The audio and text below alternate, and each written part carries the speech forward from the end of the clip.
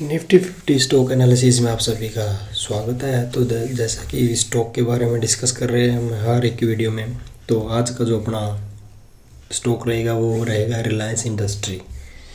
तो हमने एक सीरीज़ स्टार्ट की थी, उस सीरीज़ के अकॉर्डिंग हमने 7 से 8 स्टॉक के करीब हमने उनका एनालिसिस कर दिया है। और यदि आप लोगों ने उनको नहीं देखा है तो उनमें अपॉर्चुनिटी आ चुकी है जिसमें, तो प्लीज़ जाओ एक बार उसको वॉच करो, फिर पता चलेगा कि आप। तो आज का अपना स्टॉक रहेगा वो रहेगा अपना रिलायंस इंडस्ट्री। तो जैसा कि आप देख सकते हो हमने यहाँ पर 2 बाइंग जोन क्रिएट किए, एक वाला ये वाला बाइंग जोन और एक ये वाला। तो दोस्तों अभी मैं डायरेक्ट बाइंग जोन इसीलिए बोल रहा हूँ क्योंकि मैंने एक वीडियो कम्प्लीटली बाइंग और सेलिंग जोन के बारे में बनाई है। तो वो प्लीज़ एक बार जाओ उसको देखो, तो आपको थोड़ा सा आइडिया मिलेगा कि हाँ भाई मार्केट के अंदर क्या हो रहा है, कि हम बाइंग और सेलिंग जोन को कैसे मार्क करते हैं। तो जैसा कि आप देख सकते हो यहाँ पर मैंने बाइंग और सेलिंग जोन दोनों मार्क कर दिए। हालांकि सेलिंग जोन अभी दूर है लेकिन बाइंग जोन अभी इसके जस्ट नज़दीक है। ये मंथली का टाइम फ्रेम है जैसा कि आप लोगों को स्क्रीन पे दिख रहा है। तो दोस्तों जैसा कि हम बात करते हैं कि हम जो अपना एनालिसिस रहता है वो मंथली से स्टार्ट होता है, उसके बाद हम डेली के आसपास आते हैं। तो सेम उसी प्रकार आज भी हमारा पहला मंथली पर ही व्यू रहेगा कि आप जैसे देख सकते हो कि मार्केट में जो अप्स एंड डाउन है उनमें मंथली टाइम फ्रेम में, मंथली में और वीकली टाइम फ्रेम में हमको एक बॉर्डर पिक्चर मिलती है, एक थोड़ा वाइड व्यू मिलता है जिससे हमको थोड़ा आइडिया मिल जाता है डेली टाइम फ्रेम पे ट्रेड करने के लिए या फिर उस स्टॉक का एनालाइज करने के लिए। तो जैसे कि आप देख सकते हो कि इसमें हर 2 महीने एक 2 बुलिश मोमेंटम आता है, फिर कंसोलिडेशन आता है, 2 बेरिश मोमेंट आता है, कंसोलिडेशन। मतलब ये एक पैटर्न टाइप को ही फॉलो कर रहा था। फॉर एग्जाम्पल आप यहाँ पर देखोगे, यहाँ पर 2 बेरिश मोमेंटम आया, फिर इसने कंसोलिडेशन किया, ये पूरा कंसोलिडेशन ही है। तो उसके बाद फिर इसमें 2 बुलिश मोमेंटम आए, फिर इसने कंसोलिडेशन, फिर 2 बुलिश मोमेंटम, फिर कंसोलिडेशन पूरा का पूरा, ये भी इसके कंसोलिडेशन में आता है। फिर एक बेरिश मोमेंटम आई, फिर इसने कंसोलिडेशन किया, फिर एक बेरिश मोमेंटम आई, बेरिश मोमेंट है, फिर इसने एक अपसाइड मोमेंटम दिया, मतलब ये कंसोलिडेशन। और फिर उसके बाद देखो जैसा कि स्टॉक जिस पैटर्न को फॉलो कर रहा है, तो कहने का मतलब है कि ये यदि ओवरऑल देखेंगे ओवरऑल, तो यहाँ से यदि आप देखोगे तो ये बुलिश, मतलब इसको पीछे वाले को सारे को अवॉइड करोगे ना, तो इसने कंसोलिडेशन में ज़्यादा टाइम व्यतीत किया। जैसे कि आप देख सकते हो यहाँ पर भी इसने कंसोलिडेशन किया, और यहाँ पर भी हल्का फुल्का आप बुलिश मानो या फिर इसको कंसोलिडेशन मानो, वो आपकी मर्जी, क्योंकि इसमें पहले डाउन आए फिर अप आए, तो मोस्ट प्रोबेबली ये इसी लेवल के आसपास है। तो यहाँ से इसने थोड़ा सा एक ट्रेंड पकड़ने की कोशिश की, फिर लेकिन इसमें क्या ट्रेंड आया, एक अप मोमेंटम आए, फिर उसके बाद डाउन, एक अप मोमेंटम, लेकिन फिर यहाँ पर कंसोलिडेशन आ गया। ये पूरा पूरा कंसोलिडेशन है, इसमें दोनों में अप और डाउन दोनों मोमेंटम चल रहे थे। उसके बाद फिर एक डाउन मोमेंटम आए। तो मोस्ट प्रोबेबली क्या है कि इस लेवल पर हमारा जो ये हमारा पहला बाइंग जोन है, क्या यहाँ पर मार्केट इसको होल्ड कर पाएगी, उसका आंसर हम वीकली टाइम फ्रेम पे चलेंगे तब हम आप लोगों को बताऊंगा कि हाँ इसका ये आंसर है। क्योंकि अभी जैसे आप देख सकते हो यहाँ पर कम्प्लीटली जो ट्रेंड है वो डाउन ट्रेंड है, और बियरिश ट्रेंड बोल सकते हैं इसको। मार्केट कम्प्लीटली जैसे यहाँ से एक बुलिश मोमेंटम क्रिएट किया था, यहाँ से एक मार्केट ने एक बियरिश मोमेंटम क्रिएट किया। तो अभी हम एक बार वीकली टाइम फ्रेम पर चलते हैं। वीकली टाइम फ्रेम पर आपको थोड़ा ऐसा पिक्चर मिल जाएगा कि हाँ कि भाई मार्केट के अंदर क्या उठाक पटक हो रही है। जैसे कि ये जो अपना एक बुलिश मोमेंटम मैं आप लोगों को बता रहा था, तो उसमें देखो कैंडल का स्ट्रक्चर कितना छोटा हो गया। हालांकि ये 2 कैंडल तो थोड़ी है अच्छी वाली, लेकिन यहाँ पर देखो कैंडल में जो बाइंग और सेलिंग प्रेशर यहाँ पर नल एंड वॉइड होगा, जिसके चक्कर में इसने हर एक जोन को ईजिली ब्रेक किया। इसने इस बाइंग जोन को भी ब्रेक किया, ये वाला बाइंग, यहाँ पर एक बाइंग जोन बनता है।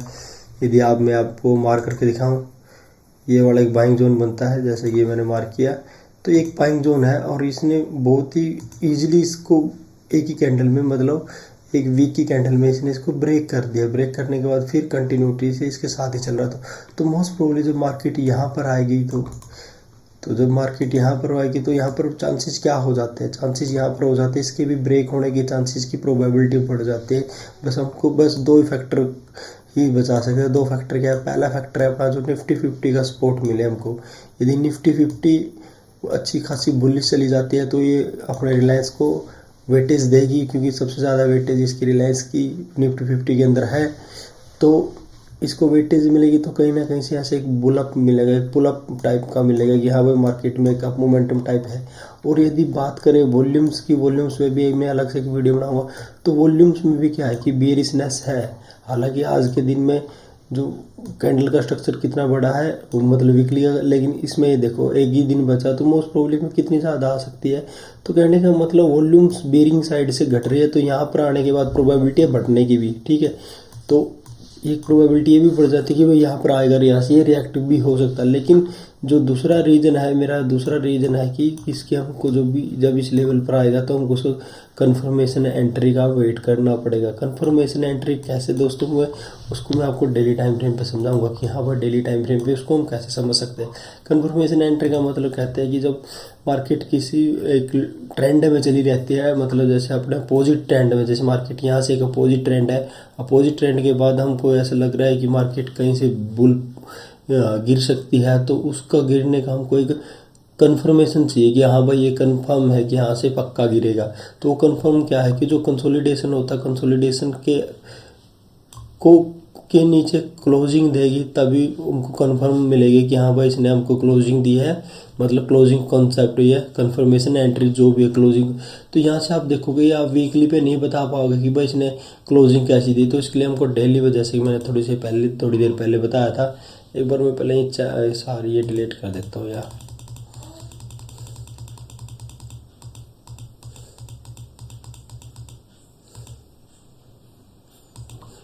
बाकी ये मैं क्या करता हूँ, मैनुअली डिलीट करनी पड़ेगी भाई, क्योंकि अपने आई होप आपको ये चीज़ समझ में आ रही होगी दोस्तों। प्लीज़ समझने की कोशिश करना। कंफर्मेशन एंट्री का मतलब क्या है दोस्तों, एक बार मैं डेली टाइम फ्रेम पे चला जाता हूँ। कंफर्मेशन एंट्री का मतलब यही होता है कि दोस्तों जब मार्केट एक ट्रेंड में रहता है, जैसे डाउन ट्रेंड है, जब वो अप साइड जा रहा होता है ना, तो तब उसमें एंट्री हमको तब लेनी होती है जब हमको कन्फर्म हो जाए कि ये सीरियसली अप ट्रेंड में है। जैसे आप यहाँ से आ गया और यहाँ से अप जाने के बाद फिर यहाँ से डाउन आ गया, तो हमको यहाँ पर कंफर्मेशन एंट्री के, यदि हमने कंफर्मेशन एंट्री का रूल को फॉलो किया तो हम यहाँ पर एंट्री नहीं बनाते और हम इस स्टॉक से बच जाते हैं। तो वही मैं आपको बताना चाहता हूँ। जैसे कंटिन्यूसली डाउन ट्रेंड है, तो डाउन ट्रेंड में क्या है कि एटलीस्ट इसने कम से कम भी 2 सेलिंग जोन को ब्रेक करना चाहिए। 2 selling zone in the sense क्या, जो अच्छे वाले सेलिंग जोन, ऐसे नहीं कि जैसे ये भी कम्प्लीटली देखो इसको यदि आप कंसीडर भी करो तो इसमें बाइंग और सेलिंग कोई भी प्रेशर मेरे को नहीं लगा, सारा बोरिंग टाइप है। तो ये कोई कन्फर्मेशन है, तो इसके लिए आपको क्या वेट करना पड़ेगा, एक अच्छा खासा, जैसे कि यहाँ पर एक है, यहाँ पर है, या फिर इसको भी आप कंसीडर कर सकते हो। तो ये एटलीस्ट इसको इसके ऊपर क्लोजिंग देनी पड़ेगी, तब जाकर हमको कंफर्म होगा कि हाँ ये अप ट्रेंड में है। लेकिन तब तक हम इसको बेयरिश ही कंसीडर करेंगे। बेयरिश कंसीडर करने से हमारी ट्रेड की करने की वैल्यू कम हो जाती है, क्योंकि इससे हम क्या रहेंगे, हम ट्रेड नहीं डाल पाएंगे, क्योंकि हमको ये रहेगा कि हाँ यहाँ से अप भी जा सकता है, फिर डाउन आ सकता है, यहाँ से अप भी जा सकता है। तो ये हमारे दिमाग में एक ट्रेंड अप साइड की नहीं रहेगा कि भाई ट्रेंड अप हो गया है, मार्केट बुलिश हो गया। हाँ, जो मैंने 2 रीजन बताया में से, जिसमें पहला रीजन अपना ये था कि निफ्टी 50 यदि उसको फुल सपोर्ट देती है तो मोस्ट प्रोबेबली इसका ऊपर जा सकता है। अदरवाइज हमको क्या वेट करना पड़ेगा, यदि हम वीकली टाइम फ्रेम पे आपको थोड़ा इजी विजिबल है कि हाँ भाई कौन सा ऐसा सेलिंग प्रेशर है जिसे, तो जैसे कि आप देख सकते हो ये वाला सेलिंग प्रेशर है भाई जो मैंने मार्क किया था। देखो ये वाला सेलिंग प्रेशर के ऊपर यदि क्लोजिंग देगा तो तभी इसमें कुछ हम कंफर्म हो सकते हैं। अदरवाइज यहाँ पर मार्केट इस लेवल पर आने के बाद इसमें पॉजिटिव मोमेंटम आ भी सकता है और यहाँ पर मार्केट नीचे और भी आ सकती है।